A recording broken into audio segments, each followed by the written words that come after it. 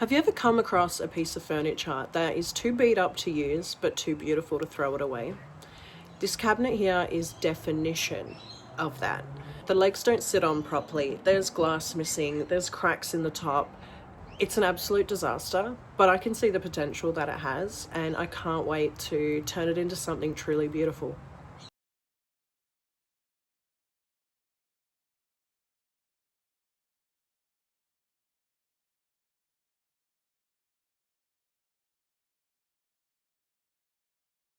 I picked up this cabinet for $20. Facebook Marketplace can really have some hidden gems. To start this project, I'm going to remove the legs. Honestly, they're doing more harm than good right now. As you just saw, they're barely even attached. The whole cabinet wobbles like crazy, and one leg even fell off when I went to collect this cabinet. So yeah, they've got to go.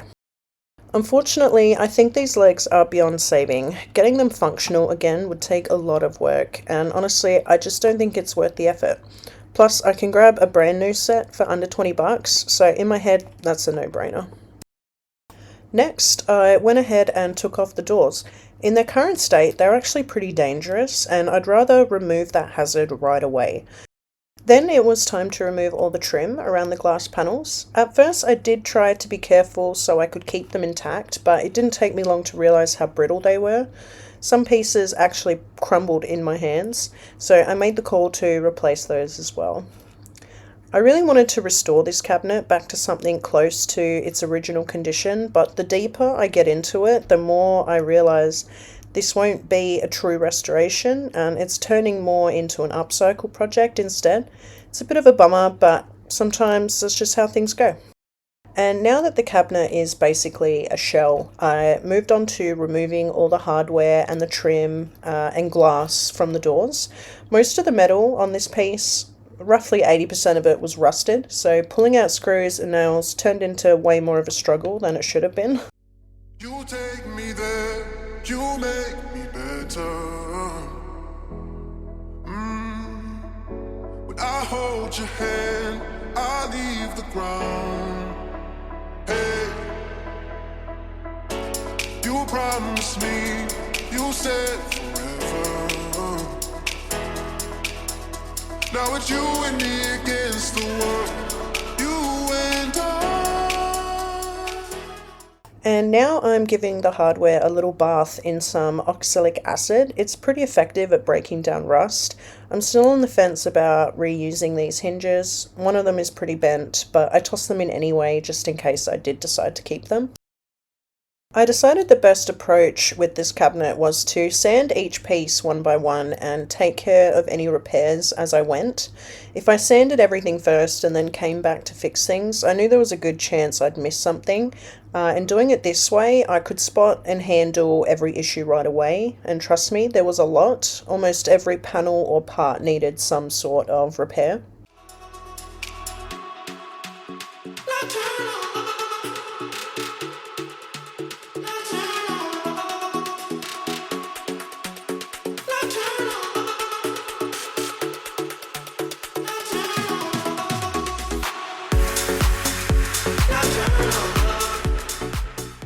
So now it's the next day and I was ready to dive back in, but I realised my orbital sander wasn't working properly, so I pulled it apart, gave the inside a good clean, put it back together and hoped that that would fix my problem.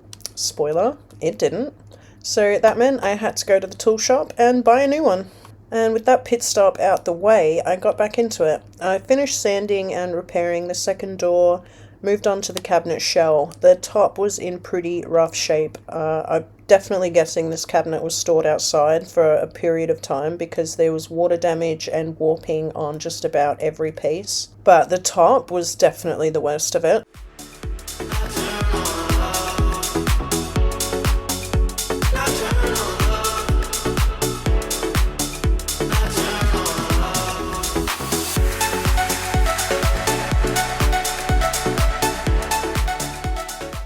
I didn't have a whole bunch of time to work on the cabinet this day, so that's actually where I left it. I wanted to at least get some glue and filler on, so it had plenty of time to set before moving forward. The next day I sanded down all the excess filler and got stuck into the doors and side panels. At this point, I wasn't totally sure what direction I wanted to take since the original glass couldn't be saved and restoring it like I planned was off the table now. I wanted to give this cabinet a whole new look instead, but also keep things as budget friendly as possible, and here's what I landed on. I decided to use thin MDF panels. I went with 6mm. This would keep the cabinet lightweight and it would also be thin enough to slide right into the grooves on the back of the doors. But don't worry, I'm not just slapping some MDF and calling it a day. I'm going to wrap them in some hessian fabric to add a bit of texture and give this piece a raw, earthy aesthetic. I measured and cut the first panel off camera just to make sure I liked the direction I was heading in. Once I saw how it looked, I was all in, and I went ahead and cut the rest. I used a sharp blade and a straight edge instead of my table saw. Since the MDF was so thin, this method worked just as well, and it saved me time setting up my saw.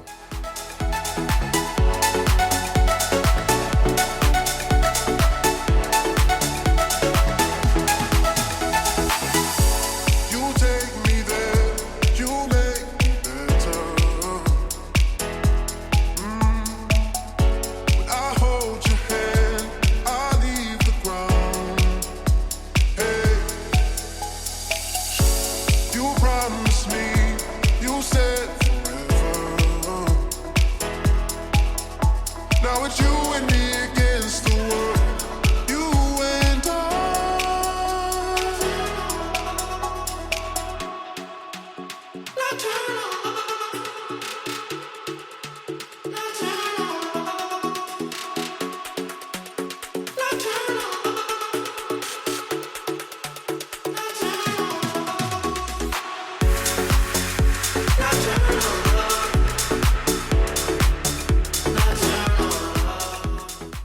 Alrighty, now that the panels are cut, I made sure to mark each one so I wouldn't lose track of where they go.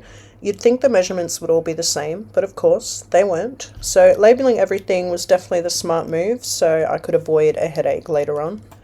I'm not too sure what happened, but I lost the footage of me painting the panels. It's no biggie though. All I did was give them a quick coat of black paint, let them dry, and then got straight into applying the hessian fabric. I tested a few ways of attaching it, but since the MDF was so thin, nails or staples were out of the question. Surprisingly, super glue worked really well, plus it dried super fast, so that's what I chose to use. The process was actually really simple. I applied the glue, I stuck down the fabric, and I pulled it tight to make sure the fabric wasn't loose. I trimmed off the excess with some scissors and used a lighter to burn off any of the frays. I repeated the same steps for all 4 panels, and after that I did a quick dry fit to make sure everything lined up, but I did leave these panels loose for now because I didn't want to stain the cabinet with these installed and risk getting stain on the fabric. And here's how it looked. I was actually pretty impressed with it. My vision is starting to come to life. And with that now complete, I can move on to the finish sanding to all the pieces. I sanded up to 320. I wanted a super smooth finish, and with 320, that's exactly what I got. And now I can start the staining process. I went with a mix of chocolate brown and black stain with roughly a 3:1 ratio. This gave the black some depth and a touch of warmth, so it wasn't just straight black. And it turned out really gorgeous. I love this color.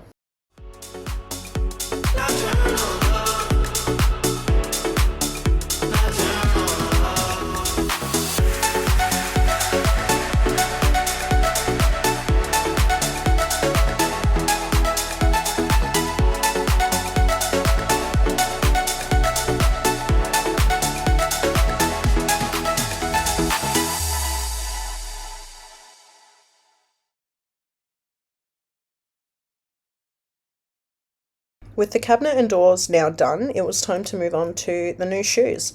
I picked out these legs that are pretty similar to the originals, but these ones have more of a modern twist. I stained them in the same colour as the rest of the piece, and I let everything dry thoroughly before moving on to the finish. Next up, I applied my new favourite hard wax oil to all the pieces and gave it a good few hours to cure before moving on to final assembly.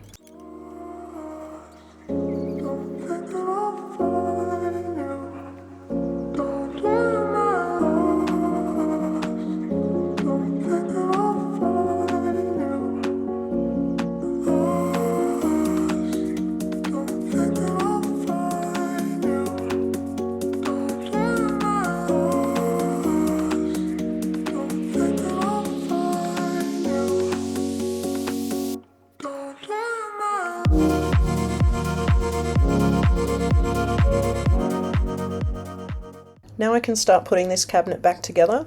I started with installing the new panels to the doors. They were a pretty snug fit, but for peace of mind I did go ahead and use some tiny little nails to secure it. Wouldn't want these things popping out sometime down the line.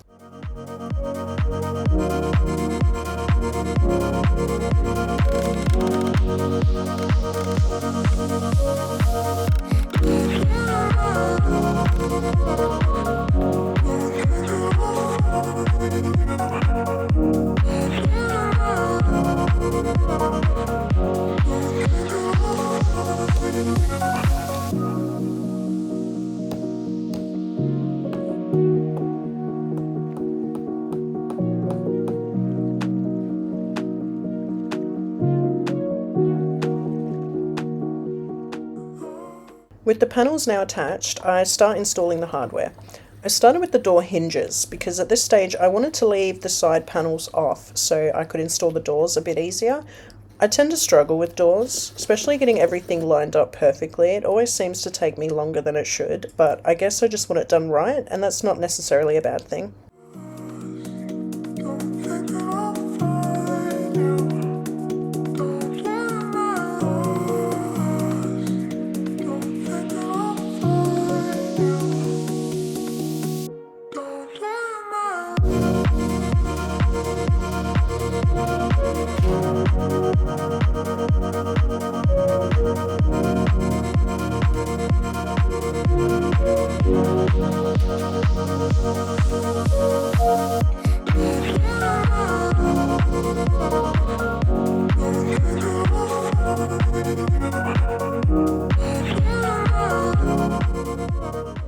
So we're having a bit of an issue. I put the doors on, they're pretty perfect up top, down the bottom, but when you close them, there's a massive gap.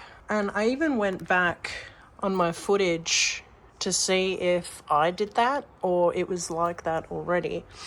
And it was like that. So I think what I'm gonna have to do is put a bit of something here so you don't notice it when it's closed, because like I can't do that. So if I put a bit of wood on the back side of the door, when it's closed you won't be able to see the gap. It'll kind of blend in. So now I need to make one of those and attach it. Alrighty, so we just rigged this up. Let's go ahead and pop it in.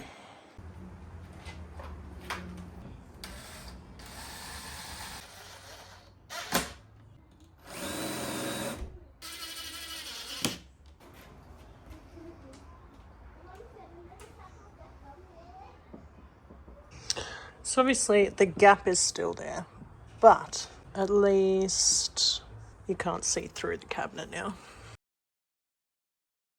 By now all this hardware has been soaking for days, so while I'm installing hardware I need to get these ready. I gave them a good scrub using some Barkeeper's Friend and a wire brush. They came out really nice, all clean and rust free. And with all these done, I can go ahead and start installing them. I put the front pull on and then started to install the lock that sits on the inside of the cabinet. I had to be pretty precise with lining these up, and luckily for me it went smoothly.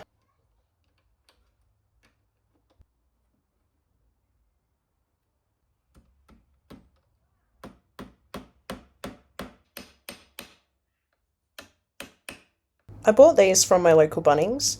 They're going to hold the door shut while they're closed. I could have used magnets, but they look pretty tacky to me, and these were gorgeous. So for a few extra dollars, I went with these.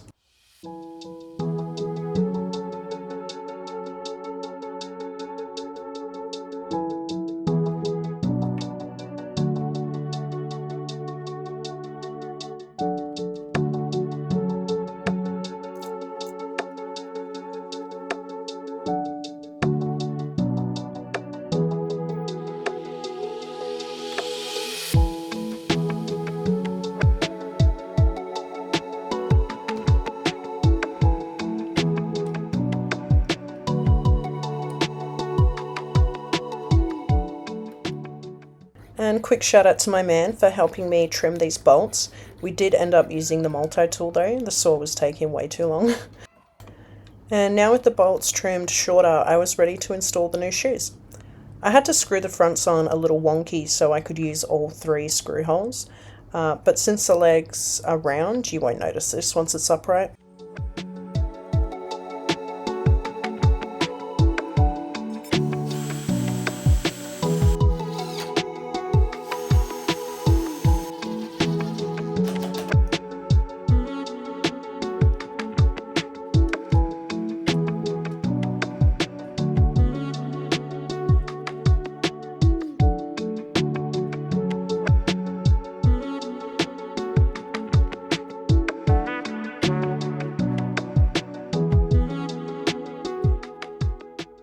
And now that all the hardware and the legs have been installed, I can now move on to the side panels. These panels were also very snug, but to be safe, I did pop in a couple of nails and called it a day.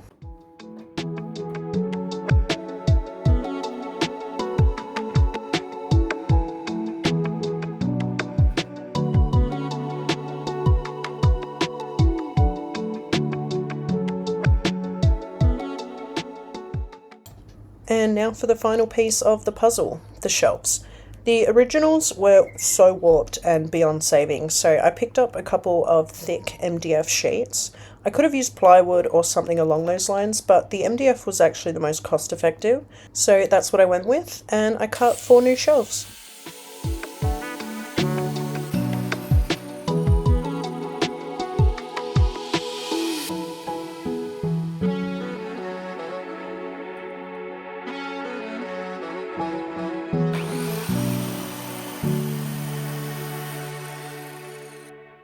And as always, I did a quick dry fit to make sure all the measurements were correct, and then I gave the shelves a quick sanding to get them ready for paint. And once all the panels were prepped, I started painting. I chose black. I always tend to add some clear coat to my paint. This does dilute the colour slightly and means I have to do an extra coat or 2 to get full coverage, but this also means my paint is a lot stronger and less likely to chip. I did a total of 3 coats to the top and the bottom and sanded with 400 grit in between the coats to knock off any streaks or dust particles that have landed on the paint. And then I finished them off with 1 layer of clear gloss. This cabinet threw everything it had at me. I replaced all the glass panels. I had to make new shelves, I gave it new legs, restored the hardware I could and replaced what was rusted to the point of no return, installed a new panel to one of the doors to close off the huge gap, I removed the backsplash, I sanded, I painted. I don't think there was anything more I could have done to this piece, but I do not shy away from a challenge, and you shouldn't either. So if you've got a piece that looks too far gone, definitely don't count it out. You might just surprise yourself. Thanks for hanging out with me today. If you enjoyed this video, do me a favor, smash the like button, hit subscribe, and check out my other builds and restorations. Catch you guys in the next one.